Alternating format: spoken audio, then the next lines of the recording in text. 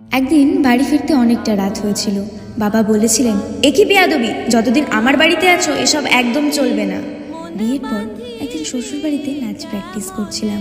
শ্বশুর মশাই এসে বলেছিলেন, একই বেলেল্লাপনা, আমার বাড়িতে এসব অ্যালাউ করবো না।